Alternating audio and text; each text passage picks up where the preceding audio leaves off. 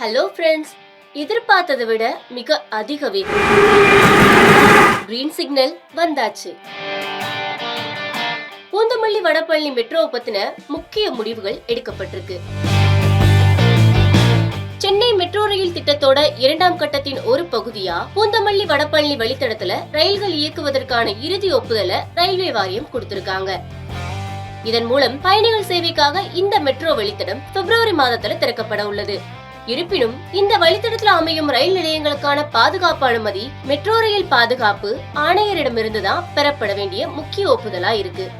மொத்தம் 118.9 கிலோமீட்டர் தூரத்தை கொண்ட இரண்டாம் கட்ட திட்ட ரயில்கள் ஓட்டுநர் இல்லாம தானியங்கு முறையில இயங்கும் வகையில் தான் வடிவமைக்கப்பட்டிருக்கு.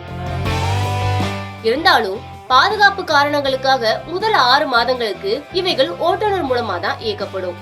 அதன் பிறகு சில காலத்துக்கு ரயில்கள்ல நடமாடும் ஊழியர்கள் பயணிகளோட இருப்பாங்க.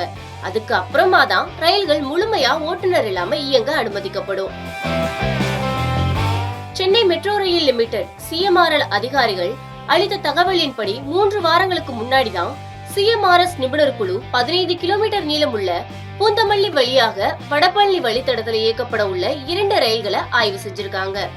சென்னைக்கு அருகில் உள்ள ஸ்ரீ சிட்டில தயாரிக்கப்பட்ட இந்த ரயில்களோட வடிவமைப்பை ஆய்வு செஞ்ச குழு பாதுகாப்புக்கான பயணிகள் போக்குவரத்துக்கான பல்வேறு அம்சங்களையும் உன்னிப்பா பரிசோதிச்சிருக்காங்க.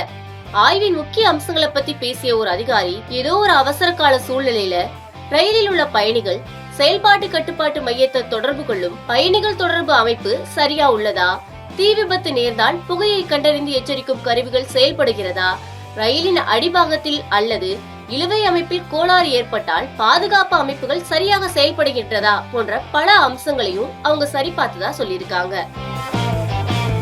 குழுவினர் ரயிலை மணிக்கு 80 கிலோமீட்டர் வேகத்துல இயக்கி சோதனை செஞ்சிருக்காங்க. ரயிலின் வடிவமைக்கப்பட்ட வேகம் மணிக்கு 90 கிலோமீட்டர் என்றாலும் அதிகபட்சமா 80 கிலோமீட்டர் வேகத்திலேயே இயக்க அனுமதிக்கப்படும் அப்படின்னு ஒரு அதிகாரி சொல்லியிருக்காரு. அவர் மேலும் கூறுகையில், ஒருவேளை மோதல் ஏற்பட்டா எத்தனை பெட்டிகள் சேதமடையும் அப்படிங்கறதையும் உருவக வடிவமைப்பு மூலமா பார்த்தாங்க அப்படின்னு சொல்றாங்க. அவசர பிரேக்குகளை பயன்படுத்தி ரயில் எவ்வளவு தூரத்துல நிக்குது அப்படிங்கறதையும் சரி பார்த்திருக்காங்க. இது மட்டும் இல்லாம அவசர கால சூழ்நிலைகள்ல பயணிகளை எப்படி வெளியேற்றுறது அப்படிங்கறதையும் CMRS குழுவினர் ஆய்வு செஞ்சிருக்காங்க. ரயில் 2 நிலையங்களுக்கு இடையிலேயே நின்றுச்சு அப்படின்னா பணியாளர்கள் பயணிகளை பாதுகாப்பா அருகிலுள்ள நிலையத்திற்கு அழைச்சிட்டு போவாங்க. அதற்கான நடைபாதையையும் ஆய்வு செய்யப்பட்டிருக்கு அப்படின்னு இன்னொரு அதிகாரி விளக்கி இருக்காரு. CMRS-ஓட இறுதி ஆய்வு பிப்ரவரி 2ஆம் வாரத்தில் நடைபெற இருக்கு.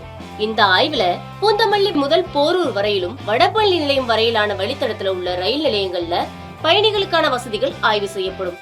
போரூர் சந்திப்பிற்கு அப்பால் சாலிகிராமம் வரையிலான நிலையங்களும் சில மாதங்களுக்கு பிறகு பயணிகளோட பயன்பாட்டிற்கு அனுமதிக்கப்படும் அப்படின்னு அதிகாரிகள் தெரிவிச்சிருக்காங்க.